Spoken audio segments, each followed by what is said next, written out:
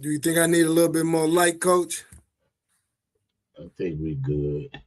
What Okay. up? What up? What up? It's the folk Dr. Spock back in the building with another episode of CT Baseball Live. We back in the building with my main man, Coach E from Milestones Baseball Analytics.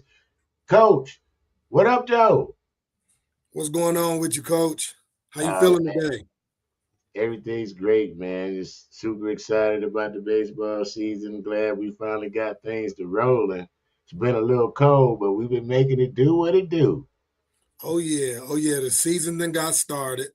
We 3 games in, and we got another big one on the floor tomorrow. Yes. So let's start off with some of last week's recap action.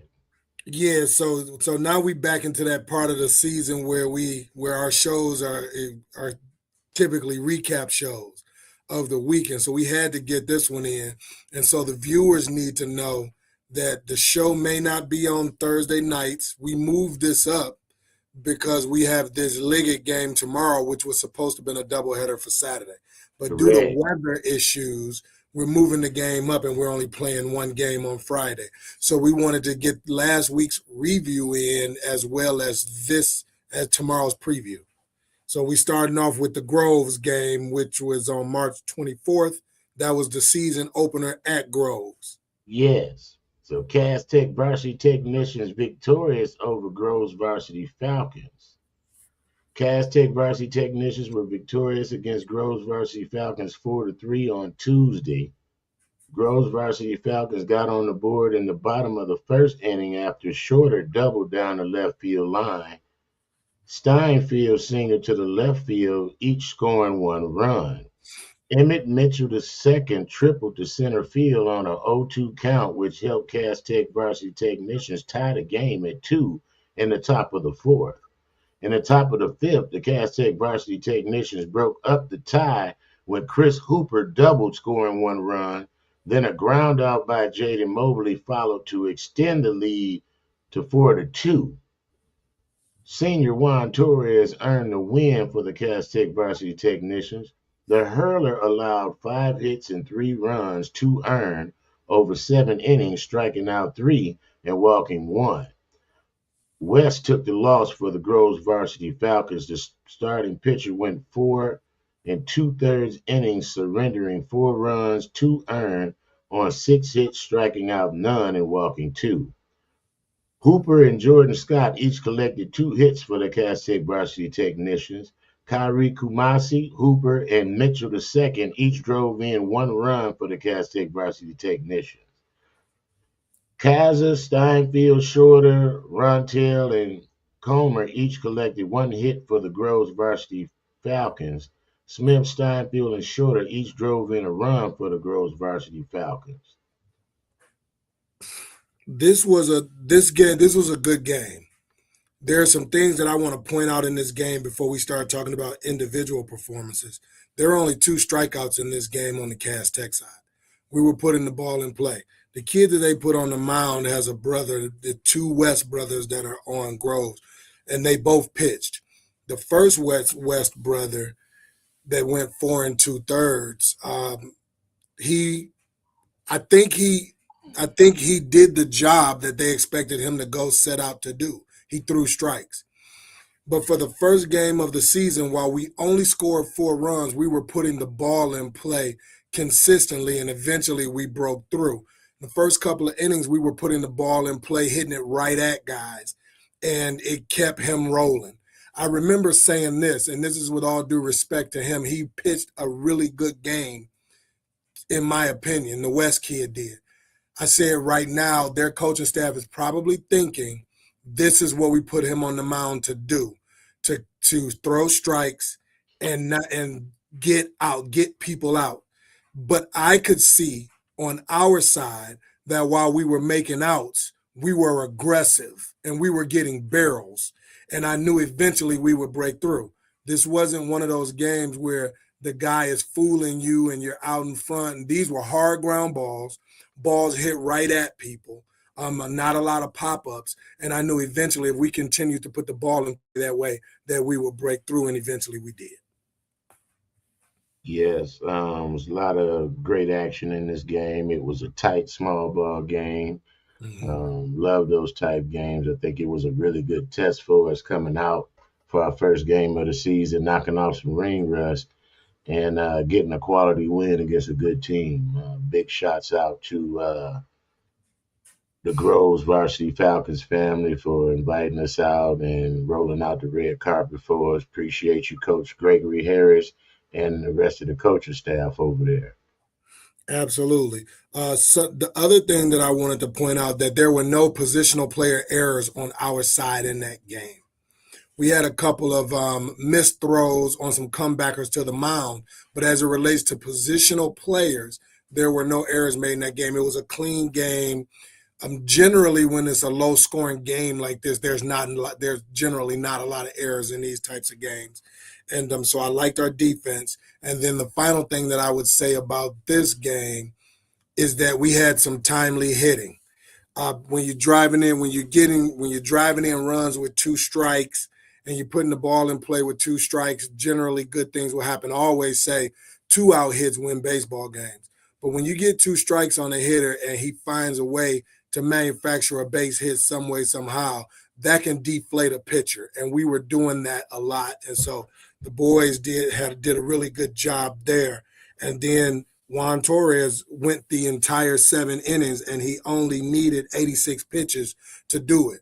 So just as they had good pitching on their side on that Tuesday, so did we. Correct. Just a great day of baseball, and truly excited about the season and what's going to transpire. So, seen some very good defense. I saw some combinations out there that is really starting to work well, especially at third and second base. Mm-hmm. Our sophomores have really shown us something over the last few weeks, and truly proud of them. The work is paying off, and shouts out to them. Yeah, yeah, I agree with that. There were a lot of very good defensive plays made in that game, particularly our second baseman Jaden Mobley made some good plays in the first inning to get us off the field. The game could have went either way early. He made some good plays early in the game. While they did get one run in the first inning, the balls that were hit on the right side of the infield, he was able to extinguish any possibilities of them getting base runners on and um, at third, he played a very good defensive game as well. He made the opportunities that he made his opportunities work for him, and so that was a good Absolutely. thing. And then, yep. And then the final thing that I'll say is that Emmett Mitchell II did close the game out on a ball ranging up the middle. Those are the types of plays that when you're talking about middle infielders, those are the type of plays that need to be made. That's not a routine play. No, it's Range into not. your Yep, ranging to your glove side, having to throw on the run, but that is something that he trains and works on consistently. These are the types of plays that allow you to go deep in these state tournaments, taking hits away from teams that are putting the ball in play. Correct. So now we are moving on to Saturday, March 28th. Yep, we had a doubleheader that day, and it started out with we started out with Southgate Anderson in game one. So I'm going to go ahead and let you recap it. Okay, Jelani Jabari, a difficult out as the Cass Tech varsity technicians defeat Southgate Anderson Titans. Jelani Jabari collected 4 hits in 5 at-bats as Cass Tech varsity technicians defeated Southgate Anderson Titans 15-5 on Saturday at Allen Park High School. Jelani scored in the first inning, singled in the fifth inning, and singled in the sixth inning. The Cass Tech varsity technicians won thanks in part to 9 runs in the first inning. Jabari singled, scoring 1 run. Jordan Scott drew a walk, scoring 1 run. Jaden Mobley single scoring 1 run. Rubling introduced Braylon Griffin to hit into a fielder's choice, but 1 run scored. Zion Finley single scoring 1 run. Jabari single scoring 2 runs. Juan Torres drew a walk scoring 1 run, and Chris Hooper grounded out scoring 1 run. Hooper earned the win for the Cass Tech varsity technicians. The pitcher gave up 6 hits and 5 runs, 1 earned over 6 innings, striking out 6 and walking 1. Joshua Worry took the loss for the Southgate Anderson Titans. The reliever went 2 innings, allowing 0 runs on 2 hits, striking out 2 and walking none. Milner started the game for the Southgate Anderson Titans. The starter allowed 1 hit and 5 runs, 3 earned over 1/3 of an inning, striking out none and walking 3. The Cass Tech varsity technicians amassed 12 hits in the game. Kyrie Kumasi collected 2 hits for the Cass Tech varsity technicians in 4 at-bats. The Cass Tech varsity technicians had a strong eye at the plate, piling up 8 walks for the game. Torres and Emmett Mitchell II led the team with 2 free passes each. Torres, Kumasi, and Jubari each stole multiple bases for the Cass Tech varsity technicians. The Cass Tech varsity technicians ran wild on the base paths, collecting 10 stolen bases for the game. Worley led the Southgate Anderson Titans with 2 runs batted in from the number 7 spot in the lineup. The third baseman went 1 for 2 on the day. Mueller, Worley, Nathan, King, Smith, and Knotson each collected 1 hit for the Southgate Anderson Titans. So I want to talk about the elephant in the room in regards to teams outside of the public school baseball landscape having strong opinions about public school baseball and how strong or how weak public school baseball may be. Over the years, we have experienced some of the more established teams throughout the Metro Detroit area play some of their second string players, play some of their um, less experienced players when they play public school teams. If that's something that we don't like, it is our job to destroy and dismantle these teams and make them respect us. And in my opinion, the 15-5 victory is an example of how these games should be approached. When a team, when a team outside of the public school landscape decides that they are going to not necessarily play all of their starters. Now, in this particular instance, there may or may not have been some starters who weren't available because we were on spring break. But nonetheless, we have experienced this over the years more than once. And that's fine. A coach and a program has the right to play whatever personnel they choose. But when they put personnel on the field that doesn't quite match up, it is our job to make sure that we magnify the disparity between our talent and the talent that they choose to put on the field. And what that does is it forces a coach when they see you next year to respect you and put a different personnel grouping on the field against you. This is not the first time this has happened. It is widely known, it is widespread amongst Metro Southeastern Michigan that public school baseball, particularly in the city of Detroit, isn't that strong. And that is exactly the reason why the 38 games we schedule are such tough opponents, because we're going to kill that narrative. Cass Tech baseball is going to kill that narrative. And I would encourage all other public schools to follow suit, play stronger competition, play the better competition.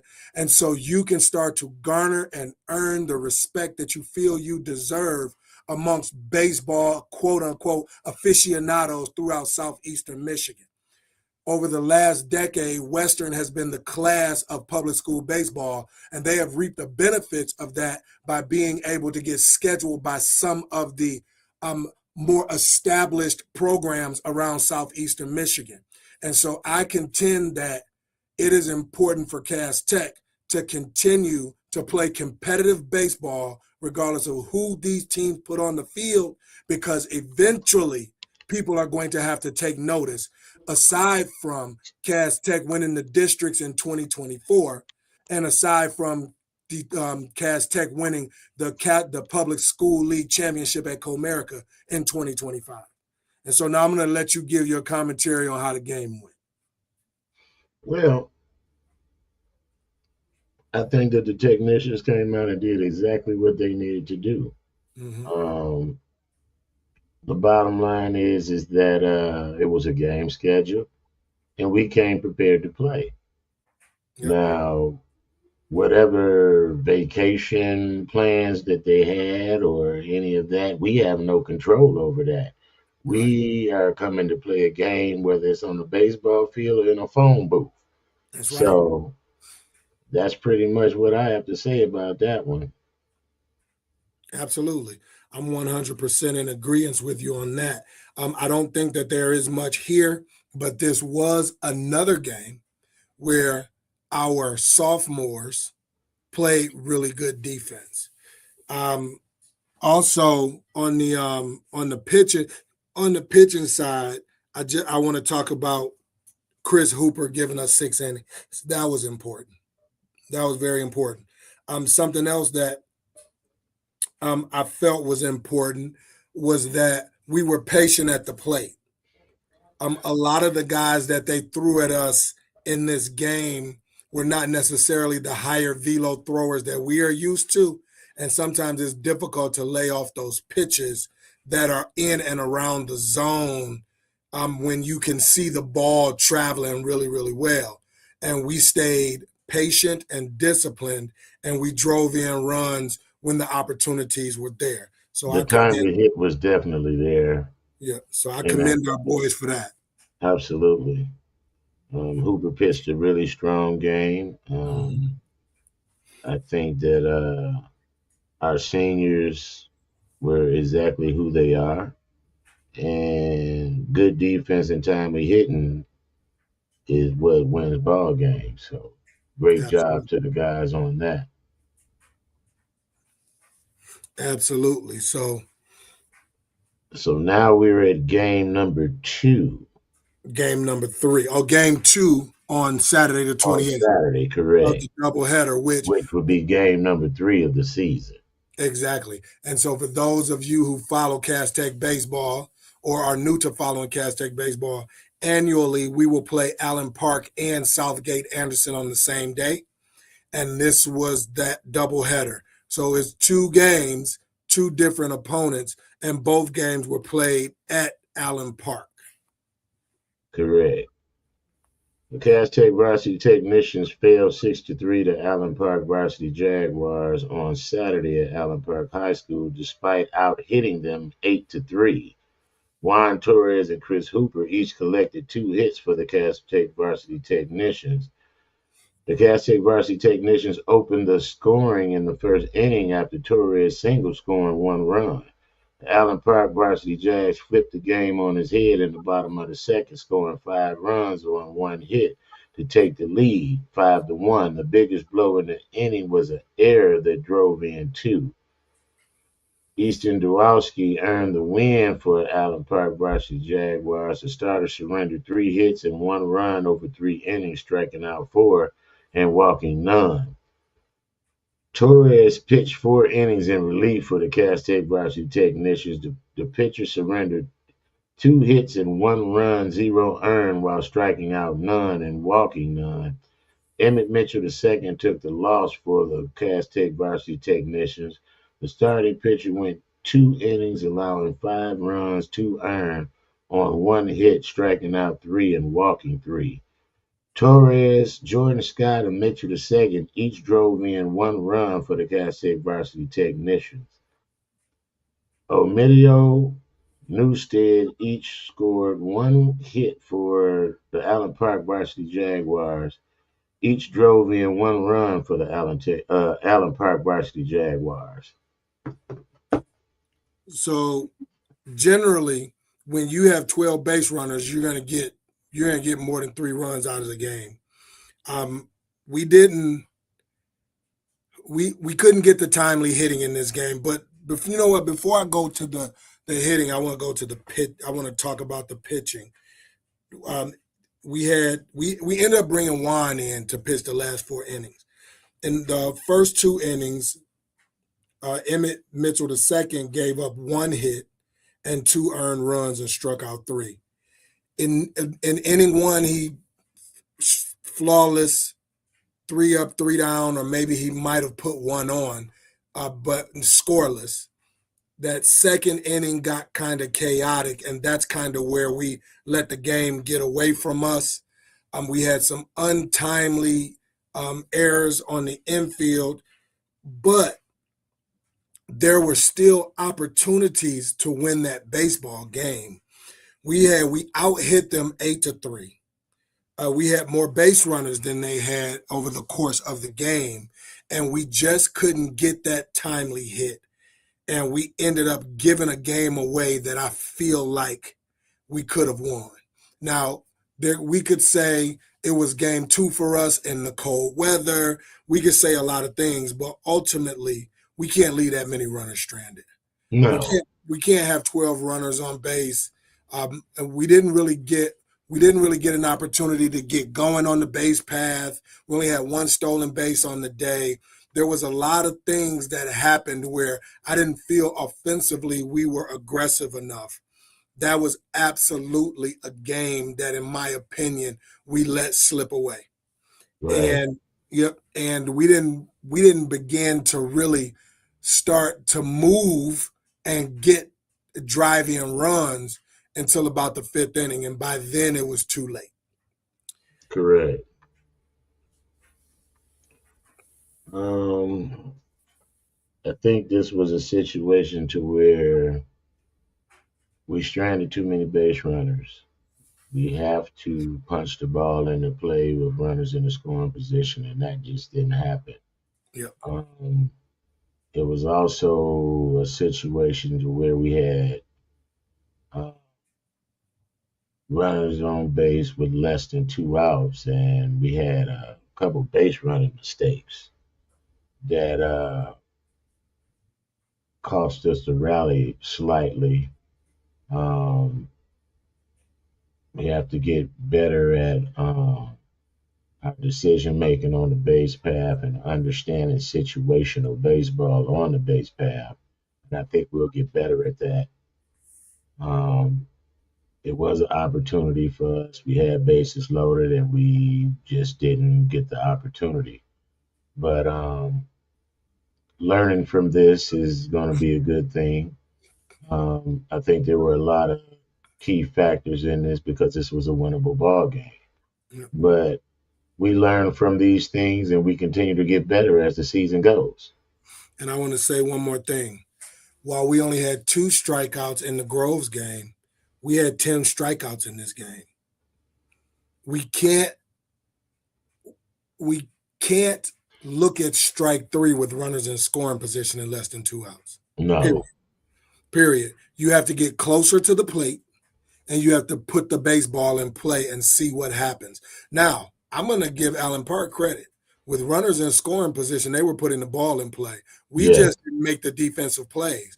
But when you hit the base, when you put the baseball in play and move it forward, good things happen. So I do have to tip my cap to them for that. And they had 10 punch outs. They threw strikes. They did a really good job of throwing strikes, and they did a really good job of keeping hitters off balance. And I mean, what else can you say? You strike out 10 times in 28 at bats, that's 40% of your at bats. right, You strike out 10 times and well, I'm sorry, 35% of your at bats. But you strike out 35% of the time that you come up to the plate in a game, you can't expect to win that game. 8 hits, 4 walks. We had 12 base runners.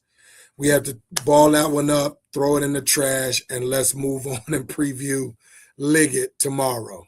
right.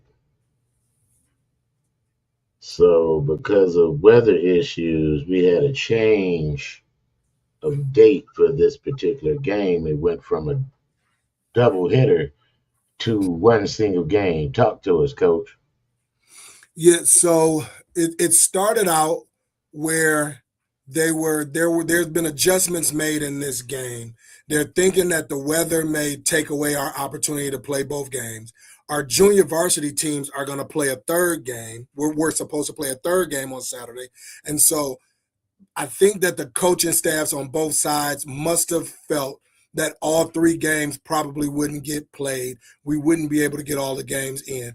So they made the decision to play one game on Friday for the varsity team at 4 p.m. And then at 6:15, the junior varsity will play their baseball game. So it'll only be two games, one varsity game, one junior varsity game.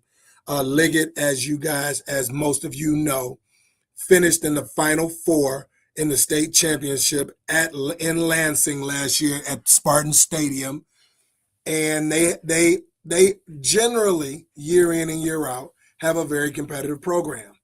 Also, if you've been following Cass Tech baseball, you know that we played Liggett last year, and it was for the majority of that game we were cruising with our foot on Liggett's neck, and they were unable to get much traction in regards to scoring runs, and eventually they broke through.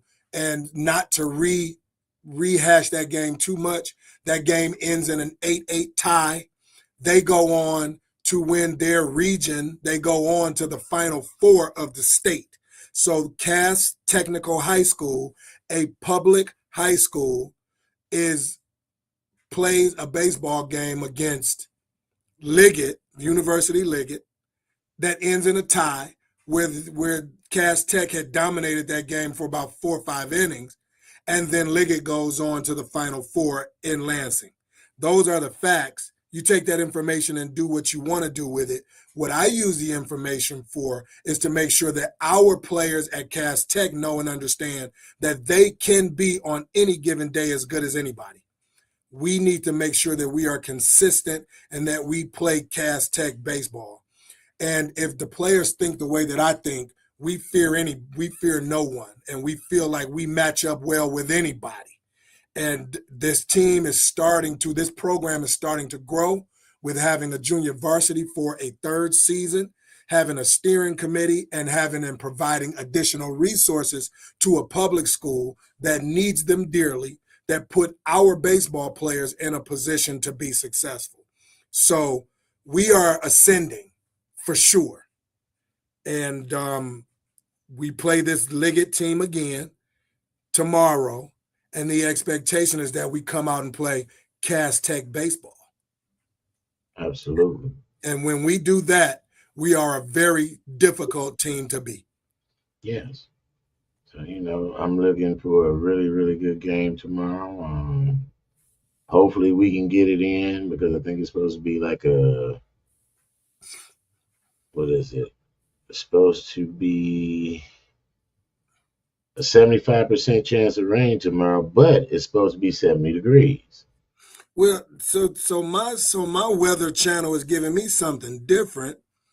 It's telling me that it's gonna rain in the morning, maybe around 9 a.m., and then the sun is coming out, and we're going to be good to go all the way up until after the JV game. So, but this weather can go either way. It's April.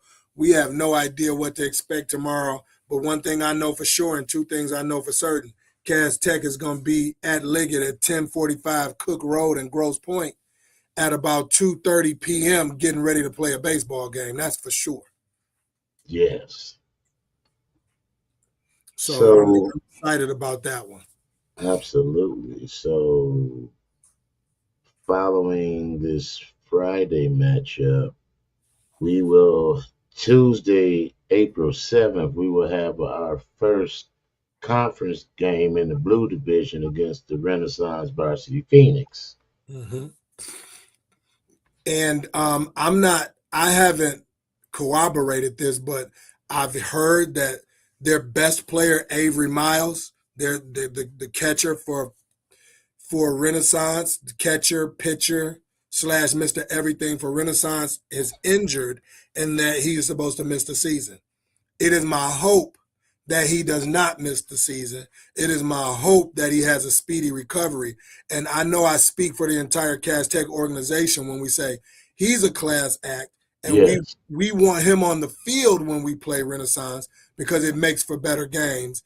And so hoping, wishing him a speedy recovery. With that being said, is going to be excited to play Renaissance. They are an ascending program in the public school arena. They have started to. It's a possibility that some of the players that Renaissance that had they not went to Renaissance, they would have been cast technicians. yeah, So yeah, absolutely. So we have a respectful but ultra competitive relationship with Renaissance, and we want to continue to dominate the matchup. We want to continue to remain undefeated over the last 5 years against Renaissance. And so make no mistake about it, just because we have a lot of respect for them, we are looking to win a baseball game when we match up with them on Tuesday, April 7th. absolutely. And Saturday, April 11th, we have a doubleheader against Cranbrook Kingswood. Yeah. So Cranbrook Kingswood is a well-to-do suburban school right outside of Metro Detroit that does not necessarily emphasize athletics as much as they do scholastics and upward social mobility for their students. However, they still seem to put competitive baseball teams on the field, and so you have to come and bring your A game. They are not going to lay down. They are going to be competitive. So we are going to have to play Cass Tech baseball to beat Cranbrook. With a doubleheader at Cranbrook, they have one of the most beautiful campuses. It looks like a college campus with the landscape of behind the outfield at Cranbrook is beautiful. If you guys get an opportunity and you want to check out a game on a Saturday, Cranbrook might be the game you might want to come check out. Beautiful, beautiful venue. Yes, Hidden in a little cove off of a little small road behind the campus. So if you want to check out a good baseball game, come check Cass Tech out when we go play Cranbrook Kingswood. You will get an opportunity to tour their campus a little bit, and you will be pleasantly impressed with the resources that this school possesses for their students. absolutely. Yeah. Well, Coach, that pretty much wraps up this week's recap. And I think it was a lot of great action, and I think it was very informative. Absolutely. I'm going to say one final thing. Uh, tomorrow's game, tomorrow's game is going to be. I'm looking forward to the competition. It's another barometer for Cass Tech. We know who we are, but I think it is time for us. I think it's time for Cass Tech's baseball program to start to put the rest of the state on notice as to who we are as a baseball organization and the progress that we have made and the things that are taking place behind the scenes to allow this team to go and showcase their talent. And we have some of the best individual talent in the state of Michigan. Excited to go watch these boys play tomorrow and hoping we can come out with a victory. Absolutely. Well, we're about to wrap up this episode of CT Baseball Live. This is the Funk Dr. Spock and Coach Emmett signing out. We hope y'all have an abundantly blessed rest of the evening and night. We'll see you later. Peace. Peace.